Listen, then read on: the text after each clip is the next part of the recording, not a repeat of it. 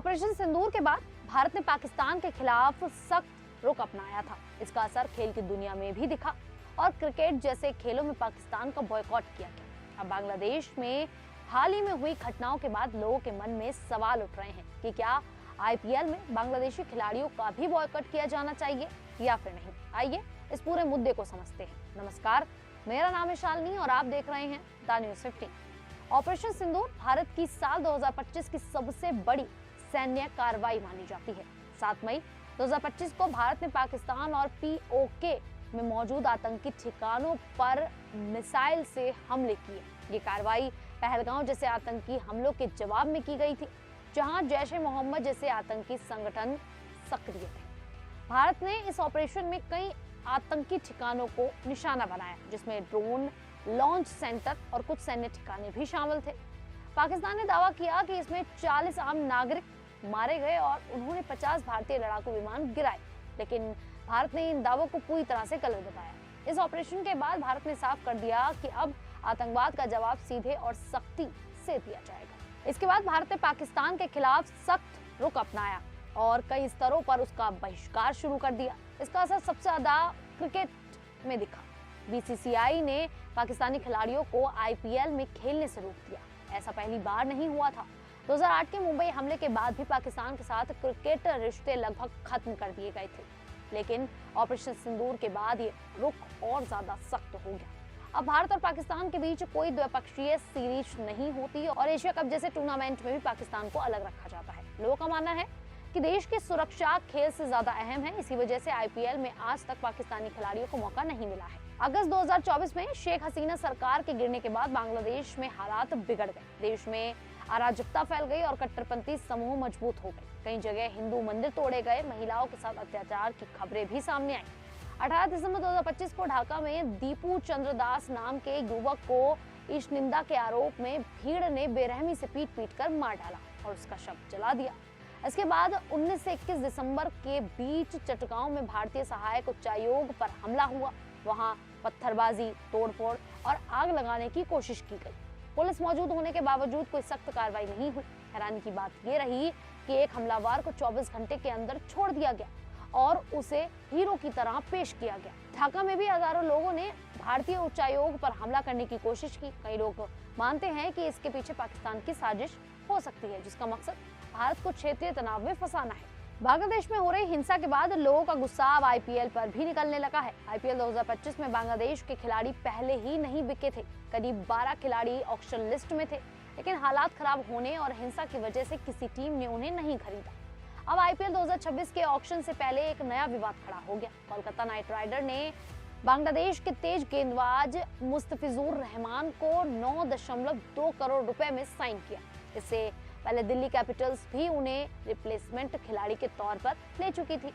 इस फैसले से कई फैंस नाराज हो गए। लोगों का कहना है कि एक तरफ बांग्लादेश में हिंदुओं पर हमले हो रहे हैं, तो दूसरी तरफ आईपीएल में वहां के खिलाड़ियों को करोड़ों रुपए दिए जा रहे हैं। इस मुद्दे पर प्रदीप देववर्मा ने भी बीसीसीआई की आलोचना की और कहा कि राष्ट्रीय सम्मान को नजरअंदाज कर विदेशी खिलाड़ियों को प्राथमिकता दी जा रही है, जबकि देश के अपने टैलेंट को मौका कम मिल रहा है। सोशल मीडिया प्लेटफॉर्म एक्स पर #बॉयकॉट बांग्लादेश और #boycott Bangladeshi players in IPL जैसे हैशटैग तेजी से ट्रेंड कर रहे हैं। 23 और 24 दिसंबर को किए गए कई पोस्ट को देखने पर साफ दिखता है कि ज्यादातर लोग बांग्लादेश और वहां के खिलाड़ियों के बॉयकॉट की मांग कर रहे हैं। कुछ यूजर्स ने गुस्से में अपनी राय खुलकर रखी।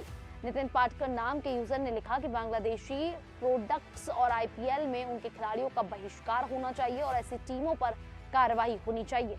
वहीं एक अन्य अकाउंट ने सीधे लिखा, आईपीएल में बांग्लादेशी खिलाड़ियों का बॉयकॉट करो। कुछ लोगों ने बीसीसीआई को भी निशाने पर लिया और सवाल उठाया कि जब बांग्लादेश में हालात खराब हैं, तो उनके खिलाड़ियों को आईपीएल में मौका क्यों दिया जा रहा है। कुछ यूजर्स ने तो ये तक कहा कि अगर खिलाड़ियों को नहीं हटाया गया तो वे आईपीएल मैच देखना बंद कर देंगे। एक यूजर शिंद्र कुमार ने लिखा कि केकेआर और बीसीसीआई दुश्मनों को पैसे दे रहे हैं। अगर बांग्लादेशी खिलाड़ी नहीं हटाए गए तो आईपीएल का बॉयकॉट होगा। सचिन हवारे ने कहा, राष्ट्र पहले, आईपीएल बॉयकॉट अगर बांग्लादेशी खिलाड़ी खेले। अंजन खटुआ ने लिखा कि बांग्लादेशी खिलाड़ियों वाली टीम्स का बॉयकॉट, वरना आईपीएल नहीं। न्यूज रिपोर्ट्स में भी यही दिख रहा है कि फर्स्ट पोस्ट ने लिखा केकेआर पर बॉयकॉट कॉल्स मुस्तफिजूर को हटाओ। न्यूज 18 के अनुसार दिल्ली कैपिटल्स के साइनिंग पर #बॉयकॉट दिल्ली कैपिटल्स ट्रेंड कर रहा है। मातृभूमि ने लिखा कि फैंस नाराज हैं कि बांग्लादेश खिलाड़ी को आईपीएल में क्यों मौका दिया जा रहा है। RT4 सचिन ने कहा कि आईपीएल में बांग्लादेशी खिलाड़ी न खेलें, राष्ट्रीय हित पहले। कुछ लोग ये भी कह रहे हैं कि क्रिकेट और राजनीति अलग है और बॉयकॉट से खेल बर्बाद ना हो, लेकिन ये राय कम है। उदाहरण के लिए सिद्धांत सिबल ने प्रोटेस्ट को कवर किया लेकिन आईपीएल पर चुप रहे, जबकि क्रिकपाल ने कहा कि पाकिस्तान जैसे बॉयकॉट का समय आ गया है। इतना ही नहीं, भारत और बांग्लादेश के बीच जिस तरह से तनाव बढ़ रहा है उससे ये भी माना जा रहा है कि आईपीएल 2026 में बांग्लादेशी क्रिकेटर्स को भारत आने पर खतरा हो सकता है, क्योंकि सोशल मीडिया पर गुस्सा इतना है कि खतरे की आशंका बनी हुई है। कई यूजर्स ने अपनी एक्स पोस्ट में साफ तौर पर धमकियां भी दी हैं। उन्होंने लिखा है कि अगर कोई बांग्लादेशी खिलाड़ी को कुछ हुआ तो टीम इसकी जिम्मेदार होगी और उनकी सुरक्षा की कोई गारंटी नहीं होगी। ये पोस्ट 20 से 24 दिसंबर के हैं और इसको हजारों लाइक्स और शेयर भी किए गए हैं। हिंदू संगठनों ने भी कहा कि बांग्लादेशी खिलाड़ियों को आईपीएल में खेलने का मौका ना दिया जाए, क्योंकि आईपीएल 2026 का मिनी ऑक्शन 16 दिसंबर को हुआ था और मुस्तफिजूर जैसे प्लेयर्स साइन हो चुके हैं और इससे स्टेडियम या शहरों में प्रोटेस्ट भी हो सकते हैं, क्योंकि अभी दिल्ली के बांग्लादेश हाई कमीशन पर BHP-BJR दल के शांतिपूर्ण प्रदर्शन हुए। अगर आईपीएल मैचेस में बांग्ला प्लेयर्स आए तो फैंस या ग्रुप्स में पत्थरबाजी हो सकती है। एक्स पर एक यूजर ने कहा, पाकिस्तानी प्लेयर्स को आईपीएल से बैन किया गया था, वहीं बांग्ला के साथ करें वरना सिक्योरिटी रिस्क होगा। अगर तनाव बढ़ा, जैसे कि दूतावास पर अटैक और ज्यादा बढ़ गए, तो खतरा रियल में हो सकता है। हालांकि बीसीसीआई ने अभी कोई बैन नहीं लगाया। उनका कहना है कि गवर्नमेंट के बीच कोई बड़ा इशू नहीं है। बीसीबी ने बांग्लादेशी खिलाड़ियों को आईपीएल खेलने के लिए एनओसी जारी किया है, लेकिन उन्हें अपनी न्यूजीलैंड सीरीज के लिए लौटना भी होगा। अगर वे आईपीएल में खेलते हैं तो उन्हें और सुरक्षा दी जानी चाहिए। बीसीसीआई स्टेडियम में सिक्योरिटी बढ़ा सकता है और मुस्तफिजूर जैसे खिलाड़ियों को अकेले घूमने से बचाया जाए।